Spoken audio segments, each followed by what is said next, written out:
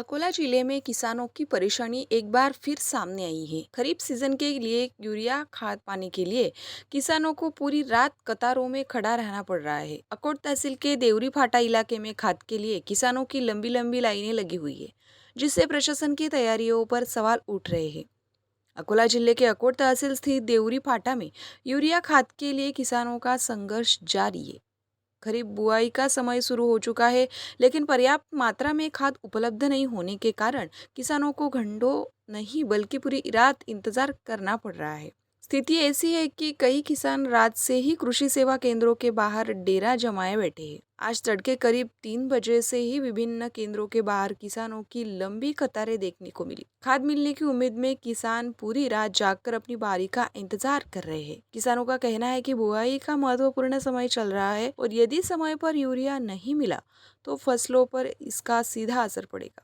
ऐसे में प्रशासन को खाद की पर्याप्त उपलब्धता सुनिश्चित करनी चाहिए। अकोट शहर और आसपास के क्षेत्रों में पिछले कई दिनों से खाद की कमी की स्थिति बनी हुई है।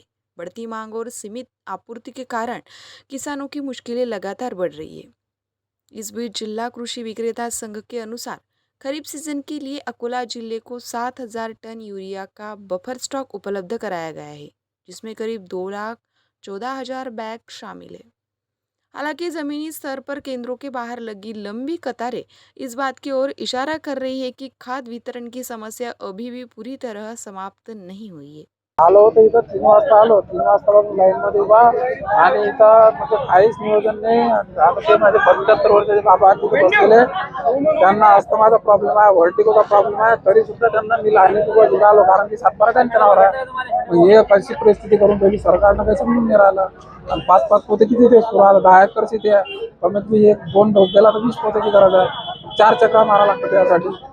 त्याच्यावर पर्याय काहीतरी करायला पाहिजे लवकर सरकार. सरकारमध्ये मुबलक साठा आहे म्हणजे मुबलक साठा आहे म्हणतात, मॅसेज येतात मोबाईलवर की 60,000 मेट्रिक टन युरिया आला, पण तिथं 5-5 पोत्यासाठी इथं 3 वाजतापासून उभं राहावं लागलं. त्याच्यावर लवकर नियोजन करावं सरकारनं.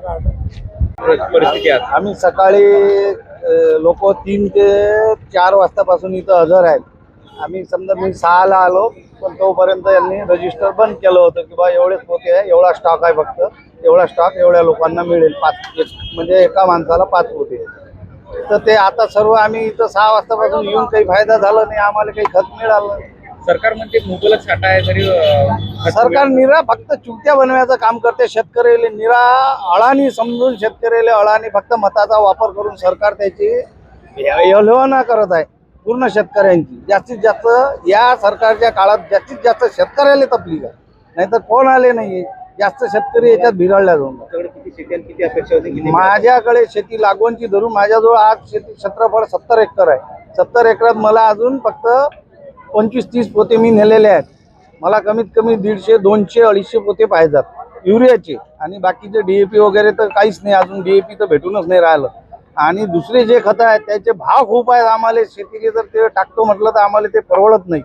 DAP हे आता मिळून नाही राहिलं. म्हणजे आम्ही शेती करावं कशी? आमचे भाव कापसाले भाव पायसान तर आम्ही विकतो त्यावेळेस 7 ते 8 हजार रुपये, 7,500 कापूस विकला आणि आमच्याजवळचा कापूस सरला. आता कापसाचे भाव 10 आणि 11 पर्यंत गेले. म्हणजे जे शिष्यानं घेऊन ठेवलं आमच्याजवळ 8 न घेतलं, आता 10-11 ते विकणार आहे. म्हणजे उलट सरकार याच्यात फायद्यात आहे शेतकऱ्यापासून घेऊन.